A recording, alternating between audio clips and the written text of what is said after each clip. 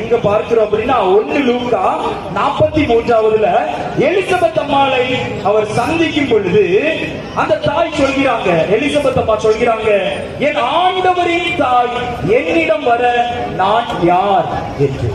ஆனா இந்த ஒரு வசனத்தை நம்ம சொல்லிட்டா மட்டும் போதுமா அப்படின்னா இல்ல.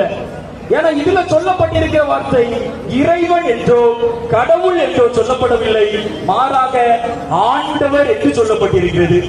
ஆண்டவர் என்ற சொல் இங்கிலீஷ்ல லார்ட் அப்படின்னு நம்ம சொன்னோம் அப்படின்னா அது கடவுளை மட்டும் குறிப்பதல்ல, மாறாக மன்னர்களையும் அரசர்களையும் குறிக்க பயன்படுத்தப்பட்ட சொல்.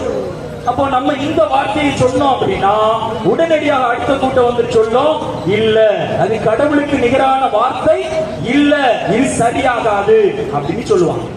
அப்போ வேற இடத்துல விவிலியத்துல வேற இடத்துல எங்கேயாவது அன்னை மரியா இறைவனின் தாய் என்று சொல்லப்பட்டிருக்கிறதா? அடுத்ததா சொல்லுவீங்க, நம்புறேன், பார்க்கலாம். பாட்டு கிளாஸ். ஏன்னா ஜெரால்ட் ரவிசாமி நம்ம கல்விக்குளத்தில் இருக்கும் போது மக்களுக்கு நிறைய மறைக்கல்வி வகுப்புகள் நடத்தியது உண்டு, எனக்கு தெரியும். நான் ஒரு 25 நாள் உதவி பங்கு தந்தையாக இருந்த அந்த